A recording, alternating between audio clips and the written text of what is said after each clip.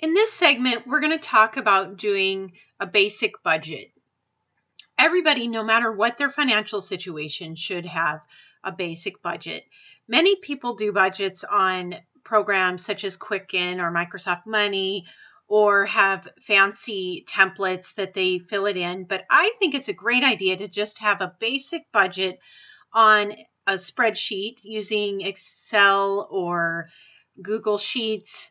That's my preference. You could also do it by paper and pen, but the nice thing about Excel is it's easy to change and to reconfigure as needed.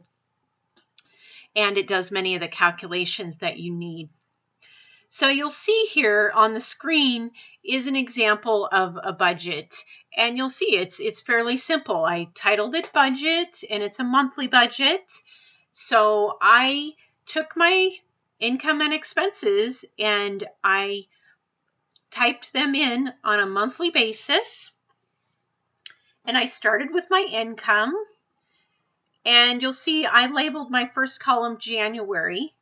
I like to do a whole year budget where I do it month to month, January, February, March, etc.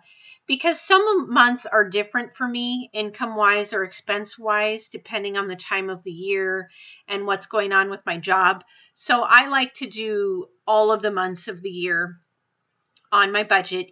You can also choose to just do a monthly budget, and you don't have to do every single month of the year. You can just use that as your monthly budget.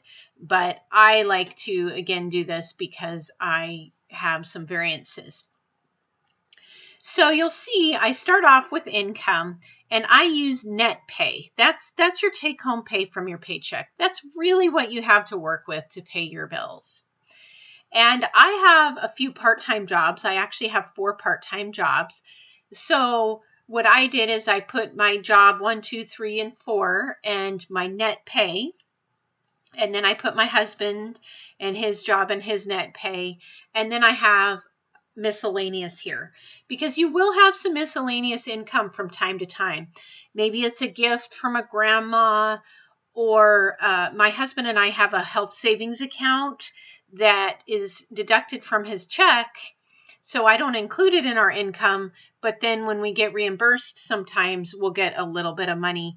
And so that would be maybe a miscellaneous item I would add back to my income. What I have here is my total income, and you'll see I did a total here.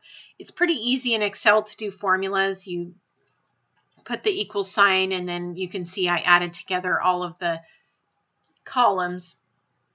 And I've got my total income here. Really, it's just that. It's just my total income. Now, some of you may ask, how do I know exactly what my income's going to be? I work on tips, or my hours vary. You really just want to go with your best gut instinct and be conservative with the dollar amount that you're going to estimate as your net pay. And again, this is an ongoing process, so if you find that you're not very accurate, you can change it next month. And maybe you'll have a better idea next month and get an idea of what your net pay is each time. So that's the income portion. Then I did a simple expenses portion here. And the expenses, there's a lot more of them. So the key here is to make sure you account for all of your expenses, because sometimes you don't always think of everything. So you'll see my expenses here. I started off with some of the more obvious ones. You need to have your mortgage or your rent for a place to live, and your utilities. I had natural gas, electric, my water, sewer, garbage are all on one bill. I've got my cell phone here. My cable and internet and landline phone are all on one bill. You can't forget things like the household repairs, or we buy fertilizer for our lawn all the time, those kind of items. We've got a car payment for a van, a car payment for a car. We've got car insurance. We've got car maintenance. That's things like oil changes, tires. I just kind of try to sock away a little bit each month to account for that. We've got gasoline for the cars to get around. And we also have homeowners insurance to go along with our car insurance, or you might have renter's insurance if you rent. We have an umbrella insurance policy. A lot of people don't have that. We also have things such as property tax because we own our house. If you have other property that's taxed, that could fall under there as well. Other big items that you definitely don't want to forget, things like groceries. Some people like to separate out their toiletries. I go ahead and put mine in with groceries. Medical expenses, definitely put something in there for that. There's all kinds of medical expenses that can come up. And maybe that includes prescriptions, or you can separate that out. My daughter is in dance, so we have a monthly dance fee. My kids all play instruments, and we rent their instruments every month. My one child is in braces, so we pay the orthodontist every month. Another one that people won't always remember is any monthly subscriptions you have, or gym memberships, things that are charged monthly.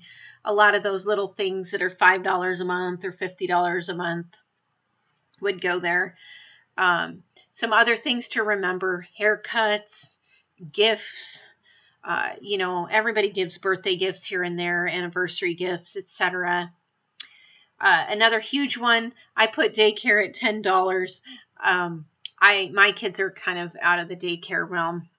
This is a fictitious budget, just so you know, but I built it around my life that's quite busy. I have 3 kids. My husband and I both work. We have a lot going on in our house. And then you also have the item that no one should be without is entertainment. We budget so that we can have fun, so that we can afford to have some entertainment. So you need to have at least something on there for entertainment. You can see I only have $10. Hopefully I'd have more than that. But as you'll see, by the time this budget ends, there really isn't a lot more than $10 to put towards that. And you'll also see I put coffee in its own line item. So maybe coffee is kind of my splurge anyway. I also have a vacation fund. I think everybody, should ideally have a little bit of one of those too. And then I have a savings. That's kind of a miscellaneous savings fund.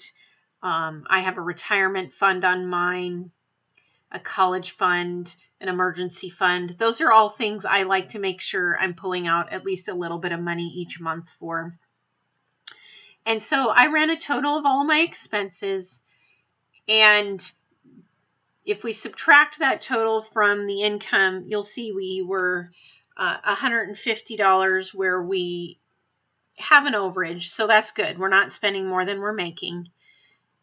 And you could potentially put that towards savings, or maybe you think of something later on, oh no, I didn't put my life insurance that I'm getting deducted from my check, and then you can add that in.